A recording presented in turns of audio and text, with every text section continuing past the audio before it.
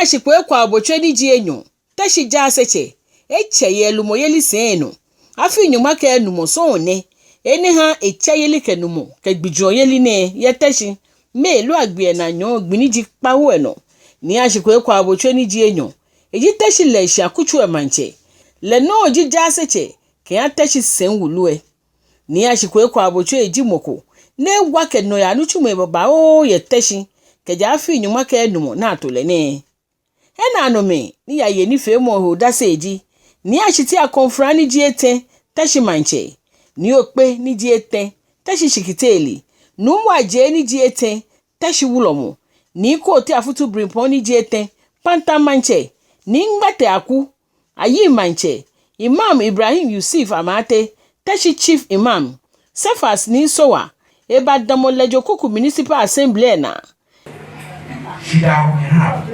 wanje sisi ya bonyongo chele chote ile emba na wi konkon le bamu amen Akewo opan ni Kwaootswe ekebe ni tana ka fi nyama ka mo wa ngo ka do mana wa ngo ka wa ngo ni kendo le ka kendo aba Teshie na kwa ni wo ni fe wo bi wa ngo ko ni mo mi awo aga wa ngo kende ni FT wa ngo asa no fi ano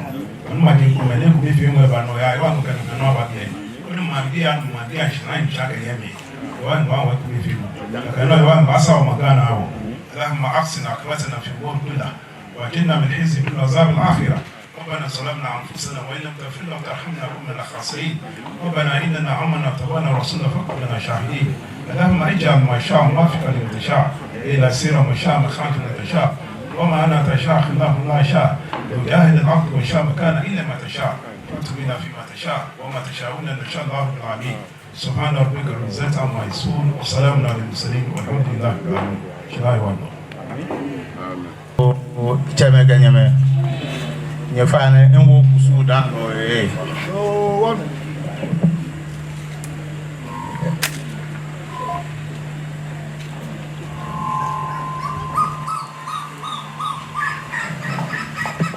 ago cheme ganyame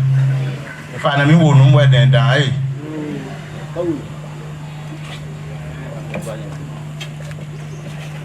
Aku cewek kenyame. Mana Ashime, mana ho ni ma ho nama ho. Wo bola ma wo jina bo kwa me kenga sasi afia. Okule je no bo we no bo spon ke je ni fe. Okuto ngo shida ke wo hang le trane akena. Wo kula ka te wo sami. Idio do mo ko mo na mana gbe ne wo ti pa chele we bo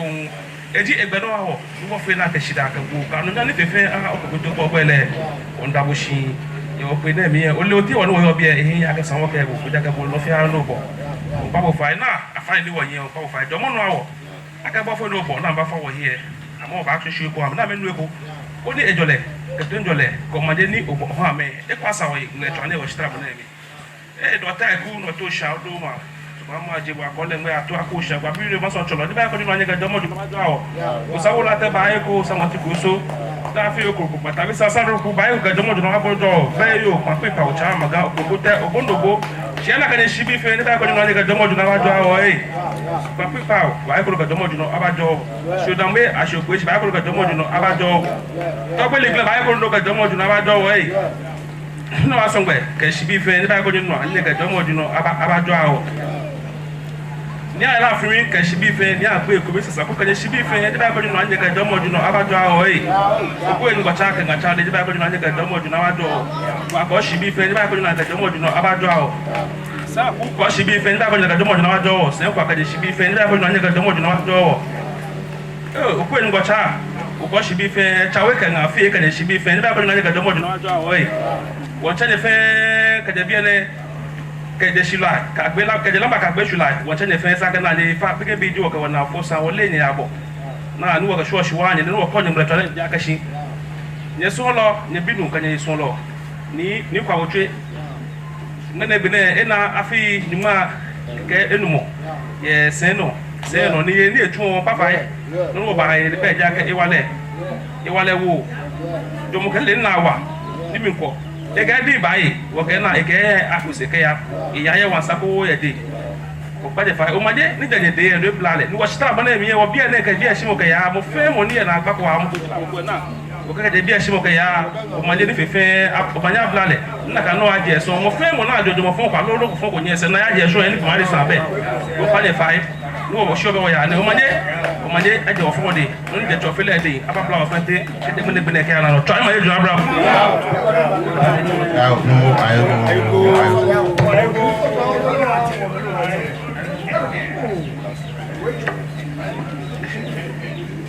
na no me yuan bo obo o pa ko fa no do no de fe manya wo e fe la to e wo la shine me na e ni yo de me die no jole yo o ga shwe shi e jola amu wo la shine me no fe no ko bi o na e ba shwe ko ja no shwe won no ko ja na do no shwe shi won no ko ne du ni ma ba no won no ko ye ni ta no ma de du na bra o fe no I ho no be ona chi ake ma fe manche Jemuku she ake Teshie Paramount chief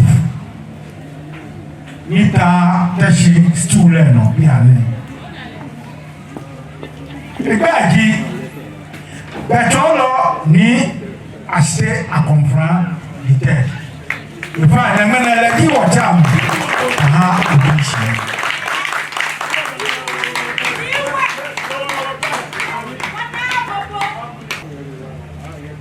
everyone at your village. Ele isashida. Ekasi ako.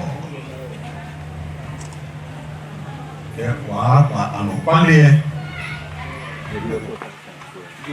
Eje primary ni nche wache opeleje no ni Kwaobotswe. Nii Ashikwei Kwaobotswe wone nene bakai kedena kambia mia shi wotane wanake lele ikansi ako ni keji opeleje ke iwa tombu ake onie atwape ono ibemi Annan kuti enjoy Ammah si oye pelo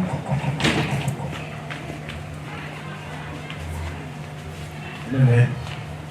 si mo tani owo yo dase no tumo mo je ni opeleje numo ni ekelawo deke no ni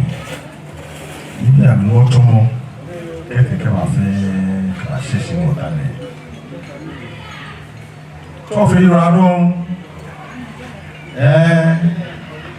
wọ́nà wọ́n tẹ́ mẹ́yẹ̀ yìí wọ́n tẹ́lẹ̀ fa àmì wọ́n ti lé ló ṣe wọ́lẹ̀ ákẹ́ dání òpèlè díẹ̀ táwọn lẹ́lẹ́kùn náà lẹ́ẹ̀ Ndị ọlaka wa akwege chikwa akwege omo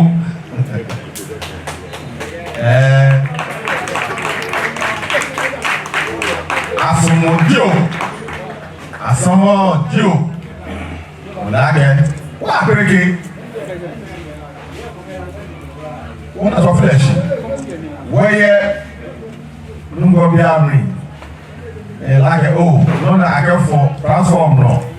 na Africa oh great no ane e ma fite wo no fi ano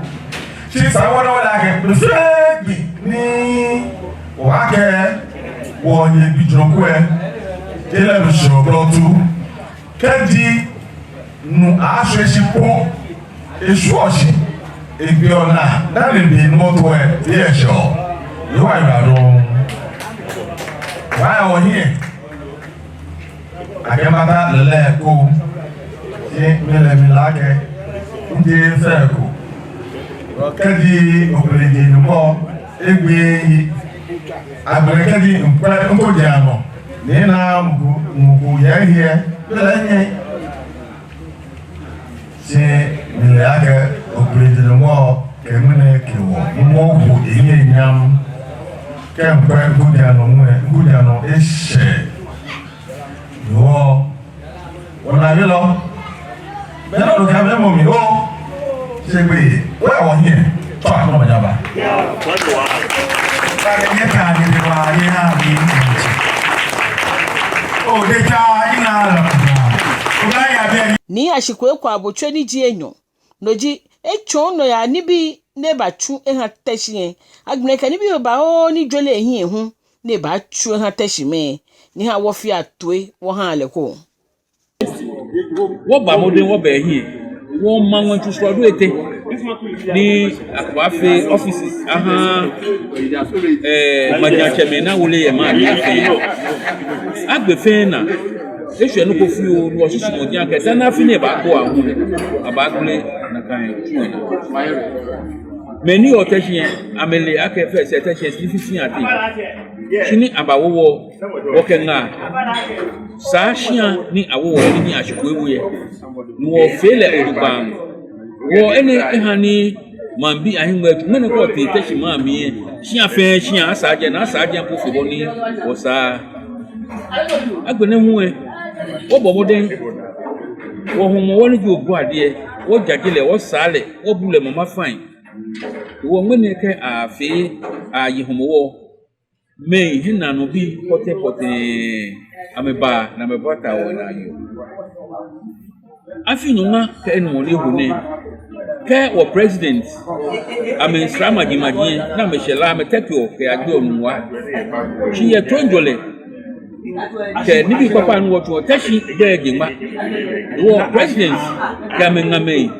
ke diplomats ke me pote ke wa fe ke me Teshie no e ba Teshie ne ke Teshie me abashu wo na ba ko meji ake ka frache wo ye soja fo ya ntumo ye manemi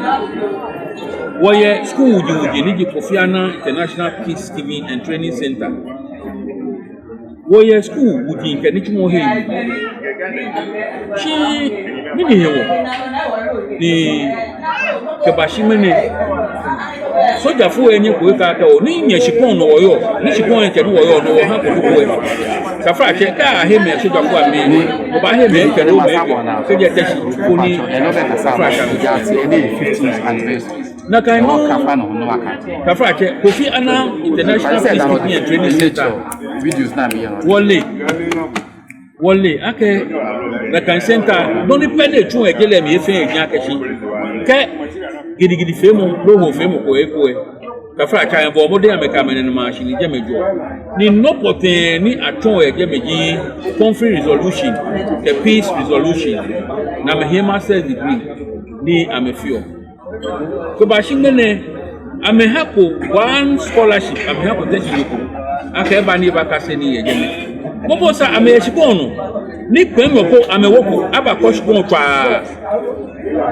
agbene won te ba le tin ni ake abu ko le pe una